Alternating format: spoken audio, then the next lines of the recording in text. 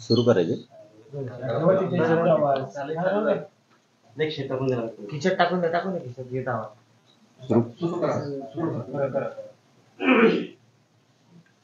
नमस्कार. 17 तारखेला महाराष्ट्रातल्या सगळ्या मराठा समाजाची बैठक आंतरवलीला आरक्षणाच्या संदर्भात बोलवली. 17 तारखेला महाराष्ट्रातले सगळे मराठा सेवक, स्वयंसेवक, आयोजक कार्यक्रमाचे साखळी उपोषण करते, आमरण उपोषण करते. वकील, डॉक्टर, व्यावसायिक, साहित्यिक, तज्ञ, अभ्यासक या सर्व मंडळी 17 तारखेला आंतरवालीला बैठकीसाठी येतील. ते या सर्वांनी यावं आणि महाराष्ट्रातला मराठा समाज या सर्वांनी बैठकीला यायचंय. बैठकीचं ठिकाण 14 तारखेला जी आपली आंतरवालीला सभा झाली होती मोठी, त्या विराट सभेच्या स्थळीच आपण बैठक आयोजित केली. सकाळी 9 वाजता ही बैठक सुरुवात होणार आहे. 12 वाजेपर्यंत सगळ्यांचा परिचय होणार आहे.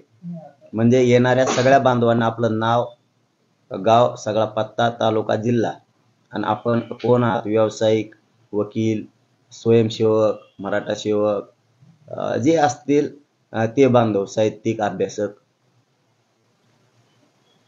हा परिचय 12 वाजेपर्यंत होणार आहे. आणि 12 ते 3 निर्णायक 24 डिसेंबर पर्यंत जर आरक्षण नाही दिलं तर 12 ते 3 पुढील आंदोलनाची दिशा काय ही निर्णायक बैठक 12 ते 3 होणार आहे. ही बैठक प्रत्यक्ष बैठकीला या महाराष्ट्रातल्या मराठा समाजाच्या बांधवांनी उपस्थित राहायचंय, प्रत्यक्ष उपस्थित राहायचंय. समाजाच्या हिताचा विषय असल्यामुळं, आपल्या लेकराच्या भविष्याचा प्रश्न असल्यामुळं सगळ्या बांधवांनी प्रत्यक्ष उपस्थित राहायचंय. माहिती मिळेल, माहिती सांगितली जाईल असं कोणी करायचं नाहीये. प्रत्यक्ष आपण तिथं ठरवायचंय आंदोलनाची दिशा काय, कसं आंदोलन करायचंय, काय करायचंय, त्याचं निवेदन कसं, याच्यासाठी आपण प्रत्यक्ष पाहिजे. आमंत्रण सगळ्या मराठा समाजाला आहे आणि आमंत्रणाची कोणी वाट बघू नये, कारण जिथं मुलाचं हित आहे तिथं आमंत्रणाची आवश्यकता नाही, ही सगळ्यांना विनंती आहे. त्यामुळं पुन्हा एकदा सांगतो, 17 डिसेंबर 2023 रोजी आंतरवाली या ठिकाणी आपली बैठक होणार आहे. बैठकीचं ठिकाण आपली जी विराट सभा 2 करोड लोकांची झाली होती त्या सभास्थळावर बैठक ठेवलेली आहे. वेळ सकाळी 9 वाजता ते 3 वाजेपर्यंत. पण सुरुवातीला सगळ्यांचा परिचय होणार आहे. प्रत्येकानं किमान किंवा आपलं नाव लिहून आणलं तर बरंच राहील, नाव, गाव, पत्ता, म्हणजे आपल्याला त्याच्यानंतरही एकमेकाशी संवाद साधता येईल. या हिशोबानं रजिस्टर बी तिथं ठेवण्यात येणार आहे. आणि आंदोलनाची दिशा मात्र परफेक्ट निवेदनबद्ध ठरवली जाणार आहे. पुढचे आंदोलन कसं करायचं यासाठी सगळ्यांनी प्रत्यक्ष उपस्थित असावं. धन्यवाद. जसं तुमची आंदोलनाची डेडलाईन जवळ येत आहे किंवा मुंबईला जाण्याची डेडलाईन जवळ आली, तशी ओबीसी नेते सतर्क झाले. बैठका, मेळावे, सभा आता ह्या त्यांच्या होत आहेत. त्यांचं काय नाही, आम्हाला त्यांचं काय, त्यांचं आमच्याशी थोडेच आहे. आमचं भांडण सरकारशी, त्यांना बैठका, मेळावे काय घ्यायचं ते घेऊ द्या, काय अडचण नाही. आज सुप्रीम कोर्टाच्या क्युरिटी पिटिशनचा निर्णय येण्याची शक्यता आहे असा अंदाज वर्तवला जातोय आणि तो सकारात्मक असेल अशी चर्चा आहे. नाही, मी मागेही सांगितलं होतं, 2 महिन्यापूर्वी सांगितलं होतं, मध्ये 15 दिवसापूर्वी दादा सांगितलं होतं, आमचा त्या आरक्षणाला विरोध नाहीच आहे, पण ते टिकल का. त्यानंतर मराठ्यांनी या अगोदर ते आरक्षण स्वीकारलेलं होतं, घेतलं, पण ज्यावेळेस सुप्रीम कोर्टाने निर्णय दिला, रद्द झालं, मराठ्यांनी सुप्रीम कोर्टाच्या निर्णयाचा सन्मान केला होता. आता तेच आरक्षण मराठ्यांना पुन्हा मिळणार जर असलं तर आम्ही स्वीकारायला तयार आहेत, पण ते एनटी व्हीजेंटी सारखं टिकल का आम्हाला पुन्हा पहिल्यासारखेच पाडे मोजावे लागणार. ते महिना 15 दिवस राहणार, 1 वर्षभर राहणार, परत कुणीतरी कोर्टात जाणार, ते उडवणार, परत वर्षानुवर्ष मराठ्यांनी नुसते आंदोलनच करायचे का? याची खात्री काय? ते आरक्षण जर आम्हाला कायमस्वरूपी टिकणार असलं, आम्ही घ्यायला तयार आहेत मराठे, याच अगोदर घेतलेलं आहे. फक्त प्रश्न मराठ्यांचा इथं आहे, ते कायमस्वरूपी टिकणार का? एनटी व्हिजेंटी सारखं त्याला 50% आत घेऊन वेगळा प्रवर्ग करणार का? ते टिकणार कसं? हे सरकारनं स्पष्ट करावं. आम्ही कुठंच नाकारलंय. तो पण मराठ्यांच्या या आंदोलनाचा विजयच आहे. जरी ते आरक्षण मिळालं, क्युरिटी पिटिशन सुद्धा याच आंदोलनामुळे गेलेली दादा. क्युरिटी पिटिशन काय दुसऱ्या याच्यामुळे नाही गेली, ह्याच आंदोलनामुळे क्युरिटी पिटिशन सुद्धा सरकारनं दाखल केलेली. आणि मराठ्यांना ओबीसीत आरक्षण जे मिळतंय तेही याच आंदोलनामुळे मराठ्यांना मिळतंय. त्यामुळे मराठ्यांनी दोन्ही नाकारलेलं नाहीये या 6 कोटी मराठा समाजानं. पण ते जर टिकणार नसलं तर त्यापेक्षा मराठ्यांचं आरक्षण हे 50%च्या आत ओबीसी आरक्षणात सापडलंय. मग आम्हाला इथं देणार, तिकडं का देताय? हाही आमचा मूळ प्रश्न आहे. तिकडं आम्हाला कशामुळे देता तुम्ही? काय कारण आहे तुमचं? आमची जमीन इथं आहे, तुम्ही 200 किलोमीटरवर का देताय आम्हाला? आम्ही ओबीसी आरक्षणात आहेत, 50%च्या आत आहेत. आम्हाला आमच्या हक्काचं आरक्षण ओबीसी इथंच द्या, आम्हाला इथंच पाहिजे, आम्ही तेच घेणार आहे, त्याच्यावर आम्ही ठाम आहे. हे जे आता यश मिळेल सुप्रीम कोर्टात असं दिसतंय, तर ते केवळ क्युरिटी पिटिशन तुमच्यामुळे दाखल झाले असं तुमचं म्हणणं आहे का? आणि सरकारने तुमच्या आंदोलनाची दखल घेऊनच सुप्रीम कोर्टात क्युरिटी पिटिशन दाखल केलं असं तुमचं म्हणणं आहे? नाही, हे तर ते मागच म्हणलेले होते, आपण 40 दिवस दिलते दादा त्याच वेळेस. आणि हे माझा शब्द नाही, माझा म्हणजे माझा मराठा समाज. या मराठा समाजाचं आंदोलन उभं राहिलं तेव्हा त्यांनी क्युरिटी पिटिशन दाखल केलेले, टास्क फोर्स निर्माण केलेला आहे. त्या सगळ्या आंदोलनामुळेच केलेले आहेत ह्या मराठा समाजाच्या. परंतु आमचं म्हणणं आहे ते तुम्ही का दाखल करताय पहिल्यापासून? आजच नाही, नवीन हे विषय नाही, पहिल्यापासून होतं. सरकारनं सांगितलं होतं त्याच वेळेस आम्ही क्युरिटी पिटिशन दाखल करतोय, रिव्ह्यू फेटाळलेला आहे. आम्ही त्यांना वेळोवेळी सांगायचो तुम्ही ते कशाला तिकडे करताय, आम्हाला इकडं आमचं हक्काचं आहे ते द्या. हे आमचं पहिल्यापासूनच त्यांना म्हणणं होतं. पण तरीही ते म्हणले आम्ही क्युरिटी पिटिशन दाखल करणार आहेत.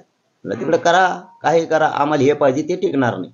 आमचं एवढंच म्हणणं आहे पहिल्यापासून, आणि आजच सुद्धा तेच आहे की ते आरक्षण मराठ्यांनी स्वीकारलेलं आहे, ते आम्हाला घ्यायला मराठ्याला आनंदच आहे. मराठे काय ते नाकारणार नाही, त्याच्या आधी नाकारलं नाही. पण ते टिकणार आहे का?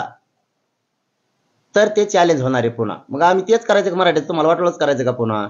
त्यापेक्षा आम्हाला आमचं जे ओबीसीतलं आरक्षण आहे, आमच्या ज्या नोंदी सापडतात त्या आधारावर सरसकट महाराष्ट्रातल्या मराठा समाजाला 24 डिसेंबरच्या आत कायदा पारित करून ओबीसी प्रवर्गातून मराठ्यांना सरसकट महाराष्ट्रातलं आरक्षण द्या. विषय संपला. ते कसं टिकणार आहे ते सांगा बरं आम्हाला मग कायमस्वरूपी. पाटील, तुमची सरसकटची मागणी सरकार काय मान्य करेल असं दिसत नाही, बराच विरोध आहे. त्याच्यामुळे जेवढ्या नोंदी सापडतील तेवढ्यांना कोंडी करून, आणि उरलेले जे काय असतील कोर्टातून जर पॉझिटिव्हली मिळालं तर त्यांना परत कोर्टाच्या आरक्षणात टाकता येईल. हा तोडगा तरी सरकारचा मान्य आहे का? शेवटी या तोडग्यावर सरकार येईल. दादा, मी त्यावेळेस तेच सांगितलं होतं, माझ्या मराठा समाजानं तेच सांगितलं होतं की ते टिकणार आहे का? आमचा मूळ प्रश्न हे, जी जमीनच आमच्या नावावर नाही ती तुम्हाला आम्हाला दिली होती, मला केव्हा बाहेर काढणार आहे आम्हाला? त्यामुळे आम्हाला कशाला परत तुम्ही लोकांच्या दरवाजानेच पाठवताय? आमचं हक्काचं ओबीसी आरक्षण आहे ते आम्हाला द्या. नसता ते आरक्षण कसं टिकणार आहे कायमस्वरूपी ते सांगा एकदा आम्हाला प्रत्यक्ष येऊन. मराठा समाजा चला, तुमच्या म्हणण्यानं तयार आहे, चला तुम्ही आम्हाला इथं मराठा समाजाला प्रत्यक्ष सांगा ते आयुष्यभरासाठी मराठ्यांच्या पोराला कसं टिकणार, तुम्ही येऊन सांगा.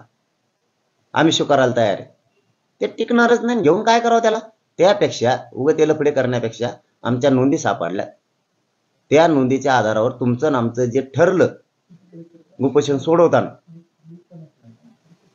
त्यानुसार करा आणि मराठ्यांचा ओबीसी मध्ये समावेश करा. याबरोबर एक सांगतो की जे उपोषण करता वेळेस सोडायला जे सरकारच्या वतीनं संदीपान घुमरे साहेब आले होते, बच्चू भाऊ कडू आले होते, उदय सामंत साहेब आले होते, सावे साहेब आले होते, आणखीन ते धनंजय मुंडे साहेब एक आले होते. असे 6 जण आले होते. आणि असलेले आमदार, आमची त्यांना आज विनंती आहे की तुम्ही सांगितलं होतं आणि लिहून पण घेतलेलं होतं. विशेष करून बच्चू भाऊंना सुद्धा आज सांगतो आम्ही मीडियाच्या माध्यमातून की जे आपलं ठरलं होतं त्याबद्दल या सगळ्या मंत्री महोदयांनी आम्हाला 17 तारखेच्या आत सांगावं की तुम्ही जे आपलं लेखी ठरलं होतं त्यानुसार तुमची आतापर्यंतची कारवाई काय झाली. नसता 17 तारखेला आम्ही आंदोलनाचा डिसिजन घेणार आहे. हे जाहीर तुम्हाला आमची आज विनंती आहे की तेवढ्याही इथं आलेल्या मंत्र्यांनी समाजाची जबाबदारी घेतलेली, आंदोलनाची जबाबदारी घेतलेली, उपोषणाची घेतलेली आणि आरक्षण देण्याची घेतलेली. तुम्ही इथं सांगितलं होतं की आम्हाला मुख्यमंत्री शिंदे साहेबांना पाठवलंय, काही मंत्र्यांना सांगितलं होतं, काहींनी सांगितलं होतं आम्हाला देवेंद्र फडणवीस साहेबांनी पाठवलं होतं, काहींनी सांगितलं होतं आम्हाला अजितदादा पवारांनी पाठवलं होतं आणि बच्चूभाऊ कडू साहेब हे आले होते. यांना सगळ्याला विनंती की 17 तारखेच्या आत आपलं जे ठरलं होतं त्याप्रमाणे तुम्ही आतापर्यंत काय कारवाई केली 17च्या आत आम्हाला कळवा. नसता 17च्या नंतर पुढच्या आंदोलनाची डिसिजन आम्ही 17च्या बैठकीत ठरवणार आहे. हे तुम्हाला आमची विनंती आहे, कारण तुम्ही त्यातलं एक जणही आतापर्यंत आमच्या संपर्कात आलेला नाहीत. त्यामुळं तुम्ही मराठ्यांची फसवणूक करताय की काय असं आम्हाला आलेल्या मंत्र्यांबद्दल वाटायला लागले. कारण एकाही मंत्र्याचं त्यानंतर या विषयात काहीही हस्तक्षेप किंवा काही विचारणा एकमेकाशी झालेली नाही. वेळेवर येऊन तुम्ही जर पुन्हा काही मागं पुढं करायचा प्रयत्न करता तर तुम्हाला तुमचा शब्द इथून पुढे आमच्याकडून आता पाळला जाणार नाही. याच्यावर सुद्धा सरकारनं लक्ष घ्या. आणि एकदा जर आम्ही 17 तारखेला आंदोलन डिसिजन फायनल केला, तुमचा आमचा विषय संपला. त्यामुळं पुन्हा एकदा मीडियाच्या बांधवांच्या माध्यमातून मुख्यमंत्री शिंदे साहेब, फडणवीस साहेब आणि अजितदादा या तिघांना आहे की तुम्ही तुमचे लोक पाठवले होते, तुम्ही काय केलंय आतापर्यंत किंवा आपलं जे ठरलंय या पद्धतीनं आरक्षण मराठ्यांना द्यायचं. ती कागद बच्चू भाऊंकडे आणि सगळ्या मंत्र्यांकडे पण आहे. तो कागद आम्हाला लेखी द्यायचं ठरलं होतं, तुम्ही आम्हाला आणखी दिलेला नाही, पण आम्ही त्याचे फोटो आणि व्हिडिओ त्याच वेळेस काढून घेतलेले. त्यानुसार 17 तारखेच्या आत आम्हाला सांगा तुम्ही करणार आहात की नाही. नसता 17ला आम्हाला आंदोलनाची दिशा ठरवाय. उघड करणार का व्हिडिओ आणि फोटो? हो, जर 17 तारखेपर्यंत तुम्ही जर आम्हाला सरकारनं नाही सांगितलं की आपलं जे ठरलं होतं लेखी त्याप्रमाणे करणार आहात नाही, तर ती व्हिडिओ ती फोटो आम्ही मीडियाच्या बांधवांना 17 तारखेला देणार आहेत. मात्र बैठक आमच्या अगोदर होणार आहे, त्यानंतर पत्रकार परिषद होणार आहे. कारण बैठक लाईव्ह होणार नाहीये, त्यामुळे आम्ही नंतर हे करणार आहेत. कारण आम्हाला आमचा विचार विनिमय मोठा करायचा, राज्यातले प्रमुख लोक येणार आहेत, त्यामुळं आम्ही सगळं डिटेल तुम्हाला ते सांगणार आहेत आणि ती चिठ्ठी सुद्धा जाहीर करणार आहेत. तुमच्या सरकारवरचा विश्वास उडत चाललाय. नव्हता उडाला, 24 पर्यंत नाही उडीत आम्ही आणखी तसा ठोतो टकोऱ्यावर बसून आमच्या, पण तवर 24 पट होतो. कारण कुठंतरी मराठ्यांच्या लेकराचं चांगलं करतील सरकार अशी आम्हाला आशा आहे, वाटत बी होती, हाय बी थोडी थोडी काही लागली विसरून जायला आम्ही बी, पण हाय थोडी थोडी अशी की करते गोरगरिबाचा लेकराचं चांगलं वाटोळं करतील असं वाटत नाही. ते एकामुळं आणि एकामुळं जर गोरगरिबाचं वाटोळं करायचं असेल मराठ्यात काय पुढच्या काळात त्यांना आता समजणार आहे. ते आता काय सांगत नाही मी, पण मराठी काय ते कळणार आहेत. कारण आता कवर आमच्या लेकराचं वाटोळं करतात, त्याचं एकट्याचं ऐकून त्याला सगळं द्यायला लागले आणि तोच आमच्या विरोधात आंदोलन उभा करायला लागला आणि त्याचंच ऐकून आमच्या पोरांचं वाटोळं करायला लागला. बघतो आम्ही सुद्धा.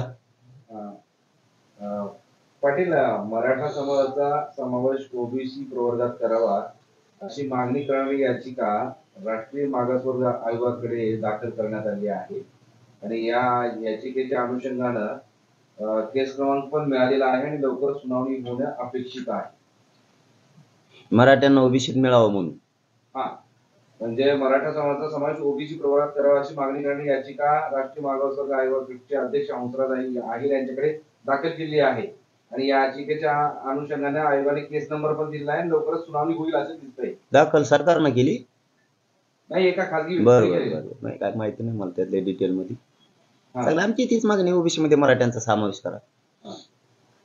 आंदोलनाशिवाय अशा पद्धतीनं तुम्ही राष्ट्रीय मागासवर्ग आयोगाकडे काही निवेदन करणार का? कारण तुम्ही राज्यात आंदोलन करत आहात, मुख्यमंत्री उपमुख्यमंत्री यांच्याशी तुमचा नेहमी संवाद होतो आहे, उपोषण करत असताना ते आठवण देतात, पण शेवटी राष्ट्रीय स्तरावर सुद्धा तुमची पुढची ऍक्टिव्हिटी असणार आहे का? त्या संदर्भात काही पाऊल उचलणार आहेत का? सरकार काय करताय मग?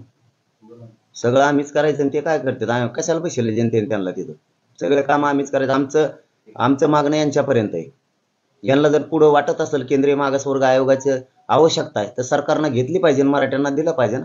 आमच्या जिथं हक्काच्या नोंदी सापडल्या त्या नोंदीनुसार महाराष्ट्रातल्या मराठा समाजाला सरसकट ओबीसीत आरक्षण पाहिजे. जर केंद्रीय मागासवर्ग आयोगाच्या काही अडचणी येतात असल्या तर सरकारनं सोडल्या पाहिजे. सरकारचं काम काय आहे मग नेमकं? सगळं जर आम्हीच करायचं तर मग तुम्ही बसलात कशाला त्याच्यावर? आम्हीच करतो मग सगळं, द्या सोडून तुम्ही ती. नाही, प्रश्न तुम्ही समजून घेतला नाही. सरकार असं म्हणत नाही. माझा एक साधा जनरल प्रश्न आहे. एका खाजगी व्यक्तीनं म्हणजे तुमचं नाव सुद्धा मी नाही करूयात आम्ही, काय हरकत नाही. आम्ही सुद्धा केंद्रीय मागासवर्ग आयोगाकडे सुद्धा मागणी करू, त्यात काय अडचण नाही. नितेश राणे असं म्हणाले की फडणवीसांवर टीका कराल तर गाठ मराठ्यांची. हा, बघू मराठीशी काय सांगाल त्याबद्दल? बघून मग त्या टायमाला गाठ कोणाची. त्यांनी परवा एक मिनिट बोलू द्या ना.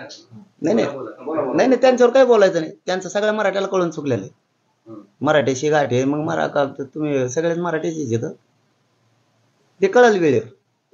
त्यांना सोडलंय वाटतं आणि त्यांची मजबुरी आहे. पक्ष त्यांना बोलायला लावतोय, फडणवीस साहेब त्यांना बोलायला लावतात, त्याच्यामुळं त्यांची मजबुरी आहे.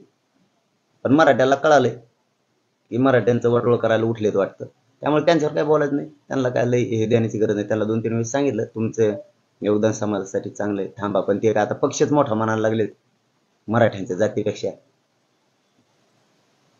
द्या सोडून त्यांचा विषय, जाऊ एखाद्याला सोडून द्यायचं. राज्याचे मंत्री आणि ओबीसीचे नेते छगन भुजबळ यांनी जी गोष्ट विधानसभेमध्ये मांडली होती त्यानंतर तातडीनं त्यांच्या नाशिकच्या घरी सुद्धा मोठा बंदोबस्त तैनात करण्यात आलेला आहे. आणि तुम्ही काल एक आक्षेप घेतला होता की मला 4-4 किलोमीटर 40-40 किलोमीटर पोलीस नसायचे किंवा 3-3 तास पोलीस दिसायचे नाही तुमच्या दौऱ्याच्या वेळेस. काय सुरू आहे राज्यात? नाही दादासाहेब, आम्ही याच्यासाठी बोललो की हे खोटं बोलतंय. आम्हाला तर किती अडचणी आल्यात, आम्ही सांगितल्या सुद्धा नाही सरकारला. त्या तर पोलिसाला ठिकठिकाणी माहीत सुद्धा आहेत काय जागेवर सभेच्या. आम्ही सांगितल्या सुद्धा नाही ना, आम्हाला सांगितलं कारण आम्ही मरायला भेट नाहीत त्याच्यावर. त्याला संरक्षण पाहिजे, उगाच त्याला मोठं खोटं बोलून त्याचे केसेस त्याला मागे घ्यायच्या, त्याला अडचणीतून बाजूला निघायचे. देवेंद्र फडणवीस साहेबाचा वापर करायचा, अजितदादाला संपून टाकायचं, असं त्याचा हळूहळू डाव असू शकतो. हो. तेव्हा राजकारण सगळ्यात तुडिलेलं आहे आतापर्यंत. त्यामुळे तो विचित्र माणूस आहे. तो संरक्षण लावून घेईन, सगळं लावून. आणि आम्हाला काही हरकत नाही, लाव तुला काय लावायचं तेवढं. मराठा आरक्षणाच्या विरोधात बोलू नको, एवढं मात्र पाळे. तो तुला तिकडे संरक्षण घेऊन खुशाल पड का रवी, इकडं आमच्यामध्ये येऊ नको, बोलू नको. खुशाल आता निवांत झोप, तुला काय टेन्शन नाही. कोण येईन रे तो ऐकत काही सांगत आहे बिट्याने, मला हानते मारते, तुला मारतोय काय आला कोण. बीडच्या दंगली संदर्भात केलेले जे काही आरोप आहेत ते बालिशपणा आहे आणि पकडले गेलेले आरोपी किंवा बंदूकधारी हे जनांगींचीच माणसं आहेत. अनेक वाळू माफिया आहेत आणि गुंड आहेत असं छगन भुजबळ म्हणतात. ते काही म्हणतं बराडवाडी ती जाऊन तिकडे बुंगर येऊन बोलतो बुंगड, त्याला काही काम नाही राहिलं. आता संरक्षण घेतलं म्हणलं ते जास्त बोलून आता ते जर त्याने छाताड फुगन जशी जामीन झाला. काही कारणच नव्हतं. मी त्या दिवशी सांगितलं, सरकारनं सांगितलं होतं गुन्हे मागे घे, एकाला या आंतरवालीतल्या याच्यातल्याला अटक करणार. काही कारण नसताना विनाकारण त्यांना अटक केलं, काहीच कारण नसतं. आम्ही तेच म्हणत होतो की तुम्ही गुन्हे मागे घेऊ म्हणला, अटक का केली तुम्ही जाणून बुजून? आमचे लोक का अटक करायला लागला, का डावरा चालला लागला? शेवटी न्यायालय न्याय देणार. जितेंद्र आव्हाड म्हणतायत की ज्या प्रकारे भुजबळ जरांगेवर घसरत आहेत त्यामुळे त्यांचा मोठेपणा कमी होतोय आणि जर कॅबिनेटमध्ये तुमचं ऐकलं जात नसेल तर तुम्ही राजीनामा द्यावा भुजबळांना, असं जितेंद्र आव्हाड सांगतायत. तुम्हाला काय वाटतं? त्याला मोठेपणा तर पाहिजे ना, मोठेपणा कमी व्हायला. त्याला काय मोठेपणा पेटेपणा आहे, ते मोगम त्याचा स्वार्थासाठी वापर करून घेतोय सध्या. ते देवेंद्र फडणवीस साहेबाच्या लक्षात आहे ना, त्यांच्या लक्षात येईल ते त्याला साथ द्यायला लागलेत. फडणवीस साहेब सारखी अजितदादा सुद्धा त्याला साथ द्यायला लागलेत, पवार. त्यामुळं काय व्हायला लागले, मराठा समाजावर अन्याय व्हायला लागला आणि या दोघांच्या विरोधात रोष व्हायला लागलाय. विनाकारणच रोष वाढायला लागला मराठा समाजात की जाणून बुजून हे ते बोलला की तसं करते. त्याला कोण कशाला काय मारील लगेच संरक्षण. बाकीच्यांना मराठ्यांना वाऱ्यावर सोडून द्यायचं, मेले तर मेले, राहिले तर राहिले. तो म्हणला समानता ना सारथीसारखी लगेच सवलत. तो म्हणला की लगेच त्याला देऊन टाकायचं, लगेच केसेस माग, आणि मराठ्यांच्या पोराचं त्याचं ऐकून वाटोळं करायचं. मराठी आता येड्या नाही राहिले साहेब, मराठ्यांनी लक्षात घेतलंय, त्याचं ऐकून तुम्ही मराठ्यांचं वाटोळं करणार आहे. पण तुम्हाला दिसल पुढं पुढं सगळ्याच बाबतीत आता दिसल तुम्हाला मराठी किती एकजूट झालेले. दारात जर उभा केलं मराठ्यांनी तर नाव बदलून ठेवी.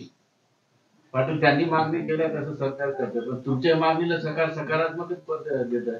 ट्रान्सपोर्ट तयार केला, नोंदी सापडू लागल्या, तुमचं पण ऐकतंय सरकार. पण आम्ही जे नका करू म्हणतो ते करते, असं उलट खेळ.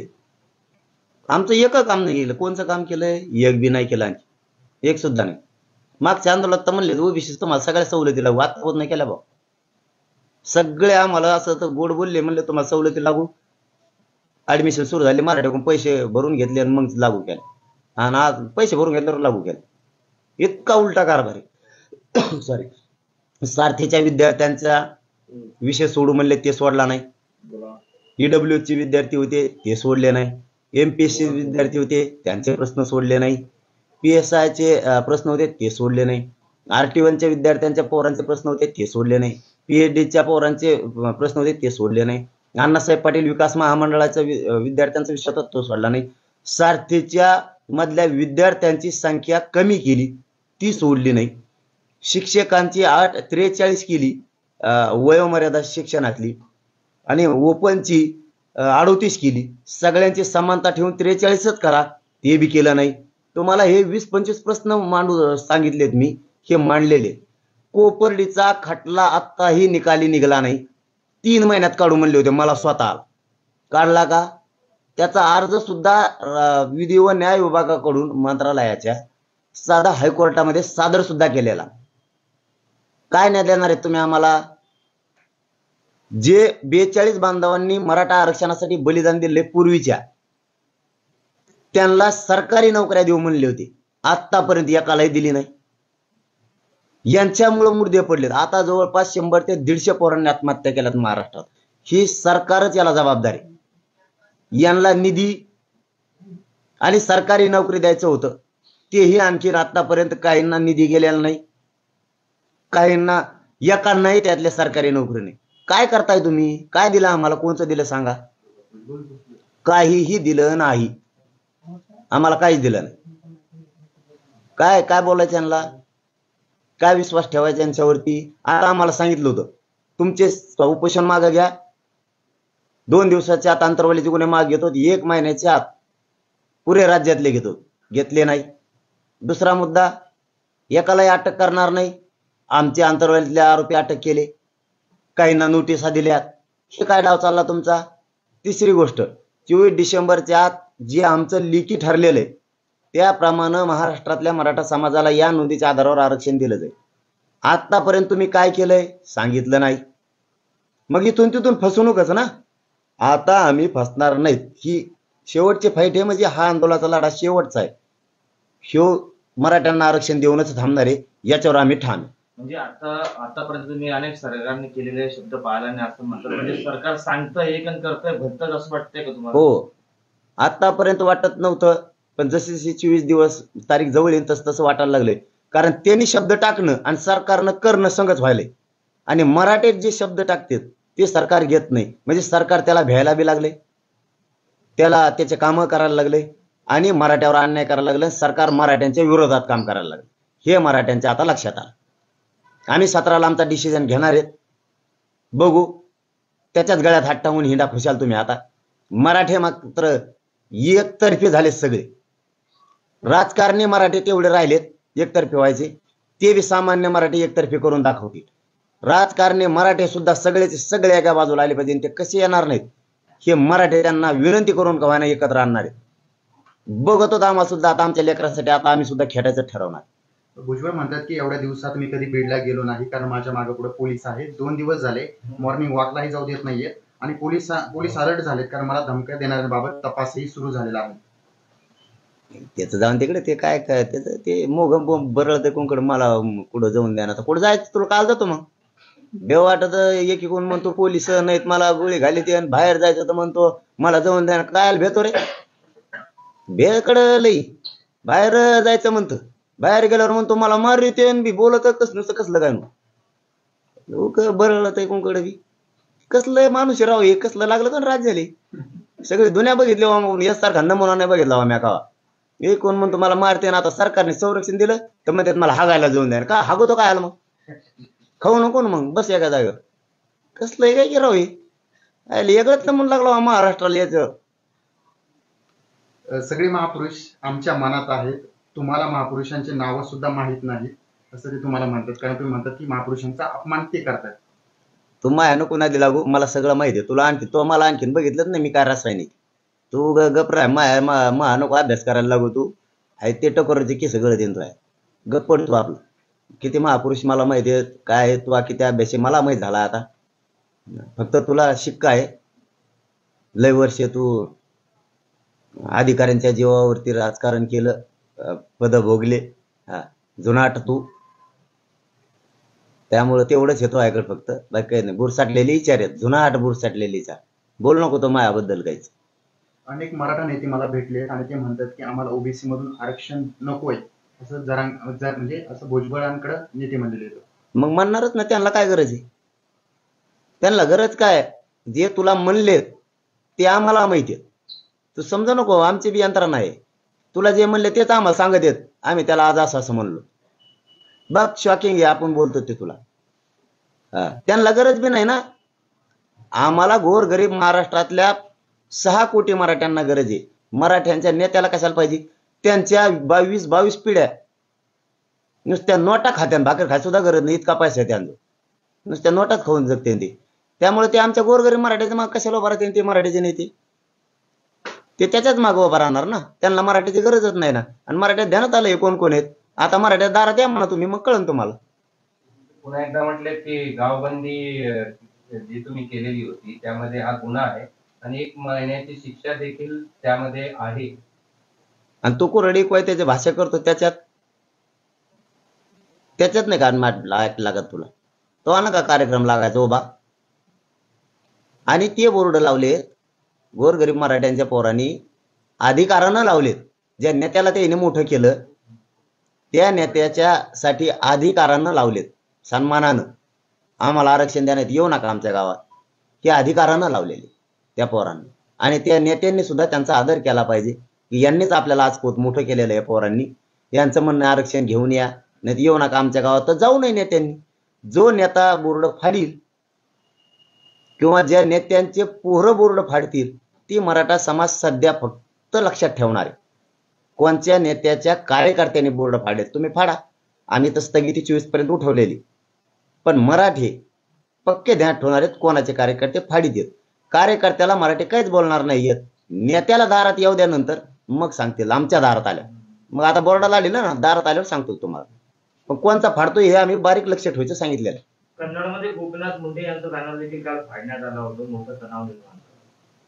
नाही आता ते कुणी फाडलं काय आता त्याचं काय माहित नाही. पण मी पहिल्यापासून सांगतो कोणाची असो समर्थन करत नाही आणि फाडायचं नाही. पण ते आता कुणी फाडलं असं, आम्ही मराठा आंदोलक तसं करत नाही, तसलं कधीच काही. आम्ही लोकांच्या फाड्यात नसतो, कारण आम्हाला जे करायचं आम्ही जाहीर करत असतो. एका बाजूला तुम्ही असं म्हणताय की सरकार 24 तारखेपर्यंत निर्णय दिले, मराठ्यांना आरक्षण दिले. दुसऱ्या बाजूनं तुम्ही ते होणार नाही असं पण बोलताना म्हणताय आणि त्या दृष्टीनं पुढील आंदोलनाची दिशा पण ठरवत आहात, बैठका घेत आहात. नेमकं तुम्हाला कळालंय का की 24 तारखेपर्यंत ते काही शक्य नाही म्हणून? नाही मला काय कळलं नाही काय नाही. पण 24ला केव्हा बैठक घ्यावा आणि मग केव्हा तयारी करावं. त्यामुळे आम्ही 17ला गेलो. जरी बैठक घेतली, दिशा जरी ठरवली, 24 पर्यंत ते सांगू शकतात आम्हाला द्यायला लागलो तुम्हाला आपलं ठरलेलं प्रमाण, किंवा 17 तारखेच्या सांगू शकतात. त्यांना इकडे तिकडे जायला टाइम आहेच ना, आता आम्ही बघतोय ना. मग त्यांना काही इकडे येऊन सांगायला टाइम नाही का 17च्या आत? आज 15 आहे, 16 2 दिवसात कुठे येऊ शकतात. ये म्हणून त्यांचं जवळच आहेत, टपकून बसायचं आणि यायचं. कुठे एसटीत तिकीट काढायला थोडा टाइम लागतो त्यांना. मग काय उलसिक बसले की गप्पा गप्पाच येते ते कथा चर्चा करायची चालले माघारी. अशी एक आता सध्या चर्चा आहे की 2 वेळा तुम्ही उपोषण केलं या दरम्यानच्या काळामध्ये. तर आता उपोषण नाही तर दुसऱ्याला उपाशी ठेवू असं एक आता मराठा समाज करणार आहे अशी चर्चा आहे. खरं काय खोटं काय ते जरा सांगा. नाही ते सांगू ना तुम्हाला 17ला सांगू सगळं आता.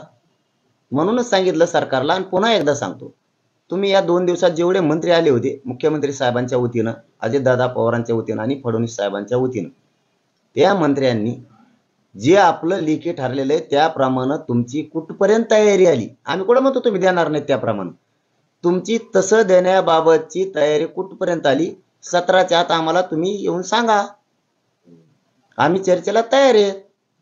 जर तुम्ही नाही सांगितलं 17ला जर आता एकदा आम्ही डिसिजन घेतला, तुम्ही किती आले तरी आम्ही ऐकणार नाही. मनोज जरांगे सरकारवर दबाव टाकत आहे, 24 नंतर भुजबळकडे बघतो असं म्हणणं ही कुठली भाषा आहे? भुजबळ असं म्हणतात. 24 नंतर नाही म्हणलं, आरक्षण मिळालं ध्यानात ठेवू जाय, यासाठी म्हणतो तो ध्यानात राहत नाही तर गप पडतं. आरक्षण मिळाल्यावर, आरक्षण मिळत नाही तोवर महाराष्ट्रातला मराठा समाज शांत राहणार. तू किती उचक्यो आणि तो ऐकत बघाल काय तो ऐकत, तू जामीनवर बाहेर आला काय बघ तो ऐकत, काही नाही बघायचं तो ऐकत आम्हाला, तू ऐकडच बघ स्वतःकडे. तुम्ही चर्चा करायला तयार आहेत म्हणजे नेमकं काय, तुम्हाला काय म्हणायचं? मग 24 पर्यंत आता ते काय म्हणलेत काय नाही हे तर चर्चा करायला लागणार दादा. 24 पर्यंत ते जे आपलं लेखी ठरलंय त्याच्यावरती तुम्ही काय करणार, आता बहुत काय केलंय, कुठपर्यंत तयारी आली त्यांची द्यायची आम्हाला, हे तर आम्हाला सांगायला पाहिजे, तिथं चर्चा करायला लागेल त्यांची. पण ते म्हटले 24 तारखेपर्यंत शक्य नाही, आणखीन आम्हाला वेळ पाहिजे. नाही ना, मग तर आमचं 17ला डिसिजन आहे. इतका टाइम कोणाला आहे, इतका टाइम कुठं कोणाला आहे? आमचं 17लाच बैठक आहे. 17च्या आत म्हणतो तुम्ही आम्हाला येऊन सांगा की आपला ठरलेला विषय इथपर्यंत आलाय, कधी देणार आहेत यासाठी नका येऊ, आपला ठरलेला लेखी विषय इथपर्यंत हा विषय आलाय, म्हणजे आम्ही 17 लोकांना बैठकीत सांगू. तुम्ही नाही आलेत तर आम्ही बोलू की जे लेखी ठरलेलं आहे आपलं याच्यात तुम्ही काहीच केलेलं नाही आतापर्यंत, असं आम्ही 17च्या बैठकीत डिक्लेअर करून पुढचं आंदोलन 24 नंतर घोषित करू. धन्यवाद. धन्यवाद.